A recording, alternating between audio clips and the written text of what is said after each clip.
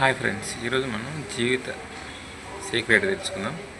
అంటే అసలు మనిషి ఏంటి అనేది. ఓకే, ఇక్కడ ఓపెన్గా ఎవడు చెప్పని నేను చెప్తా, ఈ వీడియో షేర్ చేయండి. ఓకే, మనిషి అనేది ఒక గ్రహాంతరవాసి. మీరు ఒప్పుకోకపోయినా ఓకే, భూమి పుట్టినప్పుడు కొంచెం కొన్ని సంవత్సరాలు మండింది, తర్వాత వేరే గెలాక్సీలు వచ్చి ఢీకొన్నాయి. అప్పుడు వాటర్లో జీవులు ఉన్న తర్వాత ఢీకొన్నారు, అప్పుడు మనుషులు వచ్చారు.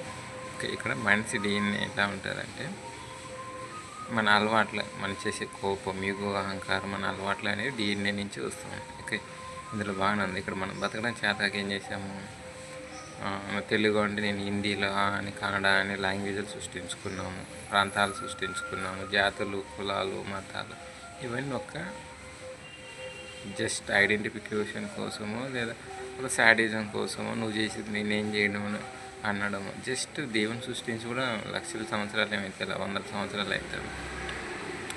కానీ దాన్ని పట్టుకొని కులాలు, మతాలు, రాజకీయాలు, ఉన్నోడు లేనివాడు, సైకోజం, శాడిజంతో ఇదొక ట్రాజడీ. అంటే మనల్ని మనం ఫూల్ కావడానికి, మన జీవితాన్ని మనం నాశనం చేసుకోవడానికి. తెలివైన వాళ్ళని మీరు అనుకుంటారు మనిషి, కానీ ఎంత తెలివేడు అంత మూర్ఖుడు కూడా. ఎందుకంటే మనం ముందర మనం టైము, క్యాలెండర్, పంచాంగం సృష్టించుకుని అది మన వాళ్ళు చంపేస్తుందని, ప్రాణం లేని వస్తువు వచ్చి చంపేస్తుంది.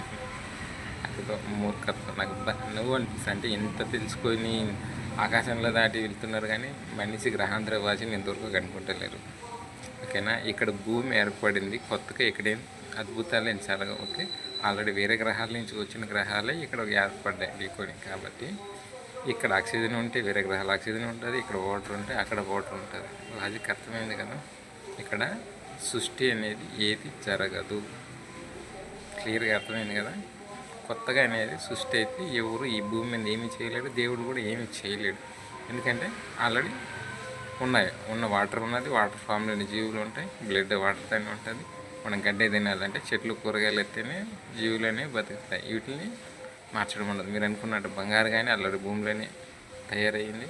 రెండోది డబ్బులు అంటున్నారు, క్యాష్ అది పని. క్యాష్ అంటే డబ్బులు అంటే పని చేసుకోవాలి. ఓకే, మన ఇండియాకి ఆర్బీఐ ప్రింట్ చేస్తుంది, కొన్ని దేశాలు కొన్ని బ్యాంకులు ప్రింట్ చేస్తాయి. దానికి దేవునికి ఎటువంటి సంబంధం లేదు.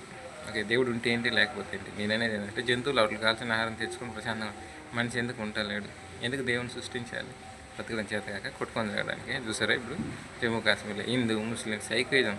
అరే మారండి, బీపీ తెచ్చుకుంటూ పోయేది మన బాడీని, మన బ్రెయిన్. కాబట్టి ఆవేశం తగ్గించుకుంది. మిగతా నెక్స్ట్ పార్ట్ 2లో చెప్తాను.